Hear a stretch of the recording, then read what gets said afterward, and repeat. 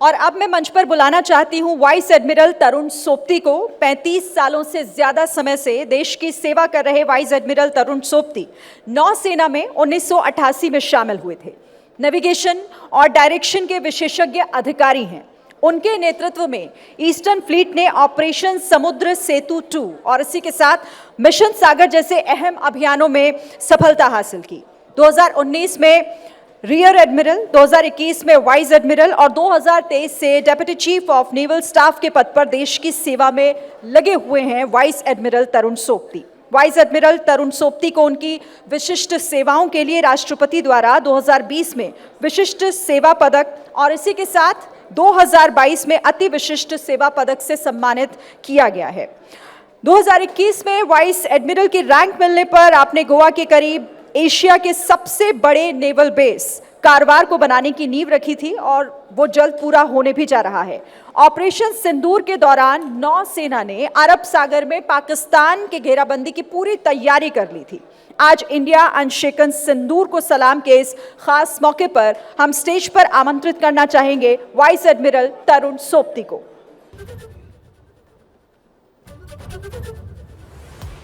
Thank you. माननीय अतिथिगण, आप सबको और भारतीय नौसेना का और मेरा प्रणाम। ये मेरे लिए एक सम्मान और गौरव की बात है कि आज मुझे आप सबसे अपने कुछ विचार शेयर करने का मौका मिला है। इसके लिए मैं एबीपी नेटवर्क का आभारी हूँ।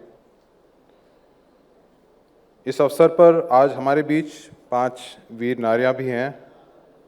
उनमें से एक नौसैनिक अफसर लेफ्टिनेंट विनय नरवाल जी की पत्नी भी हैं, श्रीमती हिमांशी। इन सब को मेरा सादर प्रणाम। ऑपरेशन सिंदूर की काफ़ी चर्चा हुई है, जिसमें भारतीय नौसेना की भी भूमिका थी। आज मैं कुछ आपसे भारतीय नौसेना के बारे में बात करना चाहता हूँ। आप सब जानते हैं कि जब युद्ध होता है तो सेनाएं सामने आती हैं और भारतीय सेना भी युद्ध के समय पर सामने आएगी। लेकिन जब युद्ध नहीं हो रहा है तब क्या करती है भारतीय नौसेना? आपकी नौसेना क्या करती है? कभी इस विषय पे आपने विचार किया है? हाँ, युद्ध की तैयारी के लिए ट्रेनिंग होती है। इसमें हम अपना काफ़ी समय लगाते हैं, क्योंकि क्रू की ट्रेनिंग, वेपन फायरिंग, आपके सारे सिस्टम्स ठीक काम कर रहे हैं नहीं कर रहे हैं, सबमरीन की खोज करना, पनडुब्बी की खोज करना, ये सब के लिए ट्रेनिंग चाहिए होती है, ताकि अगर युद्ध हो तो इन सब एक्टिविटीज़ में हम पीछे ना हो। पर इसके अलावा एक बहुत ही महत्वपूर्ण भूमिका है पीस के समय, शांति के समय, मैरीटाइम सिक्योरिटी, जिसको बोलते हैं समुद्री सुरक्षा और संरक्षा। तो ये समुद्री सुरक्षा संरक्षा क्यों महत्वपूर्ण है? इसका क्या महत्व है? क्यों ज़रूरी है? भारत चौथी सबसे बड़ी अर्थव्यवस्था है। 2030 तक अनुमान है कि $7 ट्रिलियन से भी अधिक और तीसरी सबसे बड़ी अर्थव्यवस्था होगी। इस बढ़ोतरी पर समुद्री व्यापार का बहुत अहम रोल है। समुद्री व्यापार 95% वॉल्यूम से और 70% से अधिक वैल्यू से इस देश में आता है और जाता है। हमारा देश समुद्री व्यापार पर पूरी तरह से निर्भर है। तो इसकी समुद्री व्यापार की सुरक्षा करना बहुत ही अहम कार्य है भारतीय नौसेना का। अभी अनुमानित 1,65,000 जहाज़ सालाना हिंद महासागर में से गुजरते हैं। भारत का 80% से ज़्यादा तेल समुद्री रास्ते से आता है, 50% से ज़्यादा नेचुरल गैस समुद्री रास्ते से आता है। भारत की तटरेखा तकरीबन 11,000 किलोमीटर है। 20 लाख वर्ग किलोमीटर का अनन्य आर्थिक क्षेत्र, जिसको हम एक्सक्लूसिव इकोनॉमिक जोन बोलते हैं, इसकी रक्षा भी महत्वपूर्ण है। इसके अलावा और भी समुद्री खतरे हैं। समुद्री डकैती, पायरेसी, नशीली पदार्थों का ट्रेड, नारकोटिक स्मगलिंग जो बोलते हैं, अवैध मछली पकड़ना जिससे हमारी मछली का स्टॉक डिप्लीट होता है, ये सब भी चुनौतियां हैं हमारे सामने। अभी सबसे बड़ा खतरा समुद्री व्यापार के लिए है पायरेसी। ये सबसे गंभीर खतरा है और देश के लिए नशीली दवाओं का व्यापार बहुत ही गंभीर खतरा है, क्योंकि जो समुद्र के माध्यम से आते हैं और हमारे तट पर पहुंचते हैं और इसके आगे डिस्ट्रीब्यूट होते हैं, ये देश के लिए बहुत ही हानिकारक हो सकते हैं। तो इलीगल एक्टिविटी जो है, अवैध गतिविधि जो है, इनको रोकना बहुत ही ज़रूरी है। अभी सामूहिक रूप से ये जो गैर पारंपरिक खतरे कहलाए जाते हैं, इनको हम अंग्रेज़ी में नॉन ट्रेडिशनल मैरीटाइम थ्रेट्स भी बोलते हैं। तो इन खतरों से सुरक्षा भारतीय नौसेना की शांति के समय प्रमुख भूमिका है। कुछ उदाहरण दूंगा मैं। जैसे तकरीबन 1.5 साल पहले इजराइल और हमास के बीच में युद्ध छिड़ गई थी। उसके दौरान हूथियों ने समुद्री जहाज़ों पर हमले शुरू कर दिए। इन जहाज़ों की सहायता के लिए भारतीय नौसेना के जहाज़ डिप्लॉय किए गए, उस एरिया में तैनात रहे, गल्फ ऑफ एडन तक, और जहाँ तक हम सहायता कर सके हमने किया। वो भारतीय जहाज़ थे, वो फॉरेन जहाज़ थे जो भारत के लिए सामग्री ला रहे थे। वो कुछ जहाज़ थे, फॉरेन जहाज़ थे, जो भारत के लिए सामग्री नहीं ला रहे थे, लेकिन उन जहाज़ों पे भारतीय क्रू था। इन सब की सुरक्षा करना हमारा कर्तव्य है। 24 घंटे निगरानी रखना, समुद्र में तैनात रहना, ये सब 1.5 साल से हम करते आ रहे हैं और आज भी करते रहे हैं। इसी दौरान पायरेसी भी बढ़ गई और एक ख़ास घटना थी MV रूएन, शायद आपने सुनी हो, जब पायरेट्स ने इस जहाज़ का कंट्रोल ले लिया था और इसी के ज़रिए और पायरेसी करने की कोशिश कर रहे थे। तब भारतीय नौसेना का जहाज़ डिप्लॉय किया गया, मरीन कमांडो डिप्लॉय किए गए और बड़ी क्षमता से इस जहाज़ का कंट्रोल पायरेट से लिया गया और पायरेट्स को पकड़ के हम वापस मुंबई लाए, जहां कार्रवाई शुरू हो चुकी है उनकी। ये भी बताना चाहूँगा कि समुद्र में कोई सीमाएं नहीं होती। मतलब ये एक मानो कि अंतर्राष्ट्रीय जल क्षेत्र है जहां हम अकेले नहीं हैं।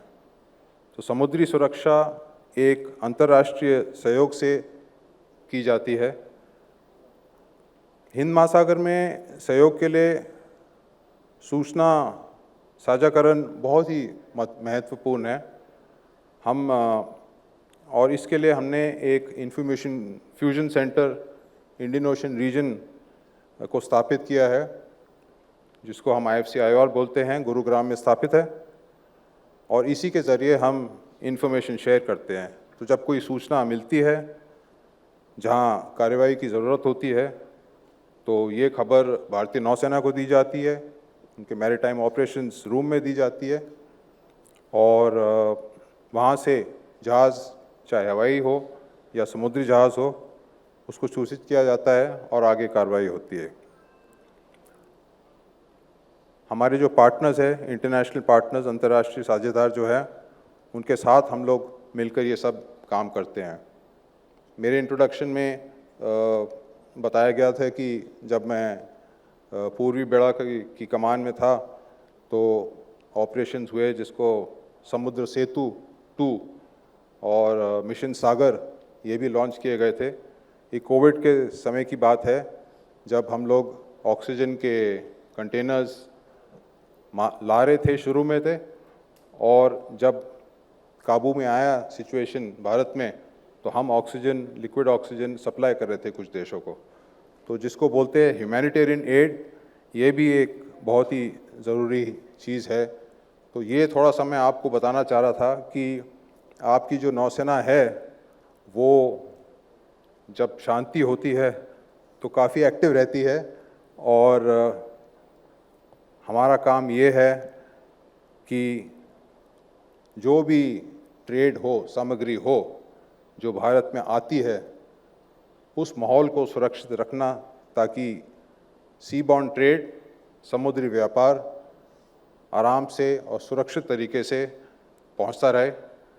और इसी सिलसिला आगे तक भी जारी रहेगा, क्योंकि ये रिस्पॉन्सिबिलिटी हमारी सेंचुरी से रही है और आगे भी यही रहेगी। Thank you very much. जय Hind.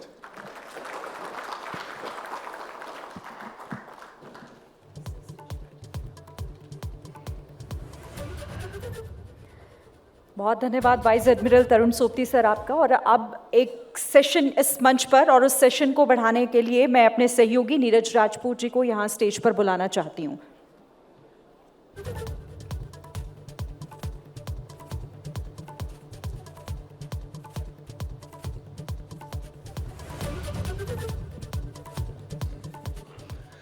Thank you Shirin. Sir, एक बार फिर से स्वागत है आपका एबीपी नेटवर्क के इस कार्यक्रम में। Thank you. आपने बता ही दिया कि किस तरह से जो भारत की अर्थव्यवस्था है इस वक्त, जो चौथी अर्थव्यवस्था बनी है, उसमें भारतीय नौसेना की क्या अहम भूमिका रही है। और ये सर अभी से नहीं है मेरे ख्याल से एडमिरल सोपती, हम तो सदियों से देखते आ रहे हैं। अगर कोई देश है जिसके नाम पर कोई महासागर है, जिसके नाम पर ओशियन है, तो वो एक भारत ही है, हिंद महासागर जिसके नाम पर है। तो क्या इसका कारण ये कि हमारी जो विरासत है, जो हमारी मैरीटाइम विरासत है, वो क्या बहुत सदियों पुरानी है, क्योंकि हम हड़प्पा से लेकर चोल, मौर्य और मराठा तक देखते आ रहे हैं, इसी वजह से शायद हिंद महासागर नाम पड़ा। बिल्कुल, हमारी जो हिस्ट्री है बहुत ही महत्वपूर्ण रही है, क्योंकि सदियों से व्यापार जो समुद्र के माध्यम से होता है वो होता रहा है। और हिंद महासागर का नाम हिंद इसलिए पड़ा क्योंकि जब पड़ा था तो हिंदुस्तान या भारत सबसे महत्वपूर्ण देश था उधर, और जो व्यापार करता था, जो लोग आते थे हिंदुस्तान, वो समझने लगे कि ये जो समुद्र है पूरे इस एरिया में हिंदुस्तान के आसपास, तो वही हिंदुस्तान है और वही हिंद महासागर है, और किसी देश के नाम पे कोई महासागर का नाम नहीं पड़ा है। एडमिरल सोपती, क्योंकि हम लोग जानते हैं कि जो भारत था एक समय में दुनिया के सबसे बड़े हथियारों के आयातक देशों में से था, और आज हमारे मंच पर रक्षा मंत्री राजनाथ सिंह भी थे, उन्होंने भी इस बात का जिक्र किया है। लेकिन आज के समय में हम लोग जब आत्मनिर्भर बन रहे हैं, रक्षा क्षेत्र में खासतौर से बन रहे हैं, हमारे यहाँ पर उन्होंने खुद कहा कि एयरक्राफ्ट कैरियर तक बन रहा है, और एक समय था शायद कि हमारे सारे एयरक्राफ्ट कैरियर भी, हमारा विक्रमादित्य भी रशिया से आया था, और आज हम लोग सुन रहे हैं कि हमारा आखिरी जो युद्धपोत है INS तमाल, वो रशिया में बनकर आने वाला है, कुछ दिन में बनने वाला है। ये संभव कैसे हो पाया? कैसे, क्या इसके लिए पॉलिटिकल विल इसके लिए थी, नहीं थी, या हमारे यहाँ पर इकोसिस्टम नहीं था कि हमारी अर्थव्यवस्था में हमारी जो डिफेंस इंडस्ट्री है उसका योगदान बहुत कम था? तो ये खास करके शिप बिल्डिंग के एरिया में मेरा ख्याल ये विजन था हमारे पूर्वजों का 60 साल 70 साल पहले, कि भारतीय नौसेना के लिए जो जहाज़ बनेंगे वो भारत में बनेंगे। तो इसकी तकनीकी जानकारी नहीं थी उस समय, हम 1960 के आसपास की बात कर रहा हूँ। तब शुरू में प्रोग्राम बना कि हम इंग्लैंड से हमने एक डिज़ाइन लिया जहाज़ का, और ख़ास तौर के एक स्पेशल प्रोग्राम बनाया गया कि हम उस जहाज़ को भारत में बनाएंगे, मैज़गान डॉक्स लिमिटेड में बनाएंगे। वहाँ से कहानी शुरू हुई और बढ़ते बढ़ते बढ़ते तकनीकी ज्ञान हमारा बढ़ता गया, एक्सपीरियंस बढ़ता गया। भारतीय नौसेना ने अपना ही डिज़ाइन टीम खड़ी की, जिसको हम शुरू में डायरेक्टरेट ऑफ नेवल डिज़ाइन बोलते थे, आज उसका नाम है वॉरशिप डिज़ाइन ब्यूरो। और बहुत कम देश हैं जिन्होंने नौसेना का डिज़ाइन ब्यूरो है, और वहाँ से कहानी शुरू हुई। उसके बाद सबमरीन की टेक्नोलॉजी भी हमने धीरे धीरे एक्वायर करी, और देखते देखते अपना एयरक्राफ्ट कैरियर बनाया, और आगे जाते अगले 5-6 साल में करीब 60 जहाज़ और 60 जहाज़ से अधिक और भारतीय शिपयार्ड्स में बनाए जाएंगे भारतीय नौसेना के लिए। तो ये है आत्मनिर्भर जो बन रहे हैं 60-70 साल पुराना विजन जो इस मुकाम तक हमें लेकर आया है। और ना केवल हम लोग बताना चाहेंगे कि हम सिर्फ आत्मनिर्भर नहीं बन रहे, हम अपने मित्र देश वियतनाम है, मालदीव्स है, उनके लिए भी हम लोग, मॉरिशस है, उनके लिए भी हम लोग उनके लिए वेसल्स बनाते हैं। हाँ, कि जैसे मैंने अपने शुरू में जो मैंने कुछ शब्द बोले थे कि अगर समुद्री रक्षा करनी है, मैरीटाइम सिक्योरिटी मेंटेन करना है, तो हर देश के पास वो क्षमता नहीं है जो भारत के पास है, जो भारतीय नौसेना के पास है। लेकिन हमें मिलजुल के करना चाहिए ये, क्योंकि हमारी पहुंच हर जगह नहीं है। तो फिलॉसफी हमारी ये है कि जो देश जिनमें इतनी क्षमता नहीं है, उनको हम उनकी कैपेसिटी बिल्ड करते हैं, उनकी कैपेबिलिटी बिल्ड करते हैं। तो उनकी कैपेसिटी बिल्ड करने में, ताकि वो भी इसमें भागीदारी दे, तो हम उनको कुछ इक्विपमेंट देते हैं। तो मालदीव्स को दिया है, मॉरिशस को दिया है, वियतनाम को दिया है, श्रीलंका को दिया है। तो कई देशों को हमने जहाज़ दिए हैं ताकि वो भी इस पूरे हिंद महासागर की सिक्योरिटी के लिए हमारे साथ तैनात रहे। जैसे बिल्कुल एडमिरल सोप्ती आपने कहा, बिल्कुल ठीक कहा कि क्योंकि भारतीय नौसेना बहुत सैकड़ों मील की दूरी में समंदर में रहती है। हम लोग अपने भारतीय सैनिक देख सकते हैं जो हमारी LOC पे सीमा पर तैनात रहते हैं, फाइटर जेट्स भी हमें आसमान में दिखाई दे जाते हैं। ये सवाल सबके जहन में आता है कि जब सर्जिकल स्ट्राइक होती है वो थल सेना करती है, भारतीय सेना करती है, बालाकोट एयर स्ट्राइक भारतीय वायुसेना करती है, ऑपरेशन सिंदूर में भी है। भारतीय नौसेना का जो सर्जिकल स्ट्राइक होगी, जैसे खुद ऑपरेशन सिंदूर के बाद रक्षा मंत्री राजनाथ सिंह ने कहा था कि अगली जो सर्जिकल स्ट्राइक होगी भारतीय नौसेना की तरफ से होगी। तो हम लोग ये जानना चाहते हैं कि क्योंकि लास्ट हमने 1971 के युद्ध पे देखा था, जब भारतीय नौसेना ने कराची के पोर्ट पर जब हमला किया था, 7 दिन तक वहाँ पर सूरज नहीं निकला था, इतना बड़ी बमबारी जो थी भारतीय नौसेना ने की थी। तो हम ये जानना चाहेंगे कि सर्जिकल स्ट्राइक अगर भारतीय नौसेना करती है तो वो किस स्वरूप की होगी? अभी आप इसको सर्जिकल स्ट्राइक बोलें या खाली स्ट्राइक बोलें, मैं ये कहना चाहूँगा कि भारतीय नौसेना तो बिल्कुल तैयार रहती है, तैयार रही है और तैयार रहेगी। इसकी हम हर समय तैयारी करते रहते हैं। 1971 की जैसे आपने बात करी, इसमें अहम भूमिका थी, 2 क्षेत्र थे, एक पूर्वी और एक पश्चिमी। पूर्वी क्षेत्र में जो युद्ध हो रही थी उसमें हमारा पुराने जो INS विक्रांत था उसने भी भाग लिया और भारतीय जहाज़ों ने भाग लिया। मुक्ति वाहिनी को हमने ट्रेनिंग दी बहुत, और इसी ज़रिए से हमने उस क्षेत्र में भागीदारी करी। और वेस्टर्न सेक्टर में तो आपने बता ही दिया है कि कराची पे हमला हुआ और आग लगी रही कई दिनों तक।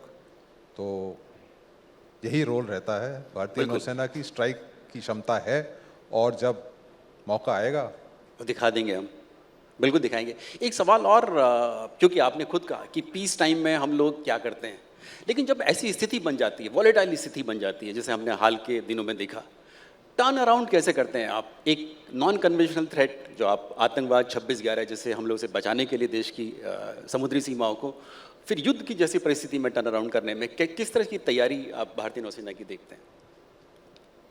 टर्न अराउंड जहाज़ जो होते हैं और समुद्र में होते हैं तो जब उतरते हैं समुद्र पे भी तैयार रहते हैं। तो इसमें कुछ नौसेना जहाज़ को कुछ खास तैयारी आगे करने की ज़रूरत नहीं पड़ती। वेपन्स होते हैं, वेपन्स लेकर हम चलते हैं। तो अगर आज जहाज़ किसी एंटी पायरेसी मिशन पर है, जैसे मानो गल्फ ऑफ एडन में डिप्लॉयड है, एंटी पायरेसी मिशन पर है और ये समुद्री डकैती का काउंटर कर रहा है और उसको बोलो कि आपको इमीडिएटली ऑपरेशन करना है, तो जहाज़ तो इंडिपेंडेंट है, उसका क्रू तैयार है, सारी सामग्री जहाज़ पर है, सारे वेपन्स जहाज़ पे हैं, बस ऑर्डर देने की देर है और जहाज़ पलटकर बिल्कुल युद्ध के ऑपरेशन में निरंतर जुड़ जाएगा। तो अगर अगली बार हुई तो हम लोग देखेंगे। वैसे मुझे लगता है कि एडमिरल सोबती की जो हमारे दुश्मन हैं वो ऐसी हिमाकत अब नहीं करेंगे जैसे कि हमने देखा कि ऑपरेशन सिंदूर में, और आज ही हमने देखा कि भारतीय वायुसेना के जो प्रमुख हैं उन्होंने बताया कि कितना बड़ा नुकसान पाकिस्तान को उठाना पड़ा उसकी इस हिमाकत के लिए कि उसने पहलगाम जैसा हमला किया था। और ज़रूरत ना पड़े, अगर भारतीय नौसेना अगर इस तरह की कोई ज़रूरत पड़ी, अगर सर्जिकल स्ट्राइक करती है तो फिर वो 1971 वाला जो मंजर होगा, चाहे फिर वो बांग्लादेश में हो या फिर जो उस वक्त का पूर्वी पाकिस्तान था या कराची पोर्ट हो, उसकी नौबत नहीं आएगी। लेकिन अगर हम चाहेंगे कि आप यहाँ से हमारे देशवासियों को इस बात का भरोसा दिलाएं कि ऐसी अगर ज़रूरत हुई तो भारतीय नौसेना की फ्यूचर रेडी जो तैयारियाँ हैं वो किस तरह की हैं। फ्यूचर की तैयारी, जैसे अभी कुछ अंतर्राष्ट्रीय क्षेत्र में कुछ युद्ध हुए हैं, कुछ 4-5 साल पहले 3 साल से यूक्रेन रशिया का युद्ध है, इज़राइल हमास का युद्ध है, हूथीज़ के जो अटैक हुए हैं, तो इन सब से कुछ ट्रेंड सामने आए हैं। देखिए, टेक्नोलॉजी तो हर बार वॉरफेयर पर इम्पैक्ट करती रहती है। सालों साल से टेक्नोलॉजी चलती आई है। जब फर्स्ट वर्ल्ड वॉर के पहले जब हवाई जहाज़ आए थे पहले, तो उस टेक्नोलॉजी वॉरफेयर को कितना बदला, टैंक आए तो कितना बदला, पनडुब्बियाँ आई तो कितना बदला। तो आज हम कुछ ट्रेंड देख रहे हैं। एक ट्रेंड ये है कि ड्रोन्स बहुत महत्वपूर्ण हो गए हैं। दूसरा ट्रेंड ये है कि जिसको हम बोलते हैं लॉन्ग रेंज वेक्टर्स, बहुत दूरी से हम अटैक कर सकते हैं, बल्कि अपनी टेरिटरी से बाहर जाने की ज़रूरत भी नहीं है। आपने देखा है एयरफोर्स ने क्या किया है, अपनी टेरिटरी में बैठे बैठे हमले किए हैं उन्होंने ऑपरेशन सिंदूर में। तो ये लॉन्ग रेंज वेक्टर्स है। इसके अलावा सैटेलाइट से सर्विलेंस, सैटेलाइट से कम्युनिकेशन।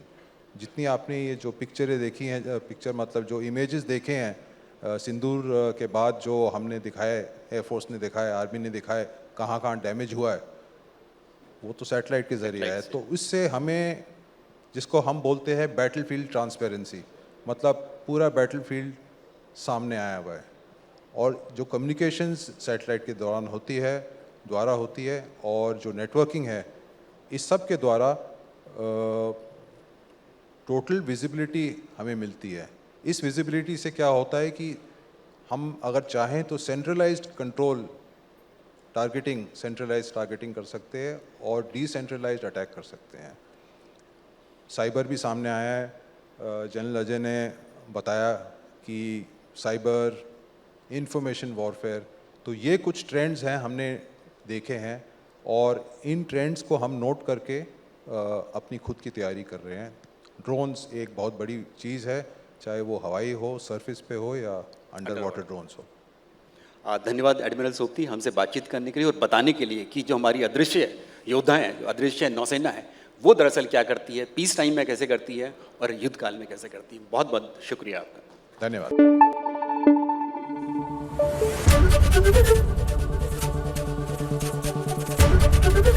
एबीपी न्यूज आपको रखे आगे।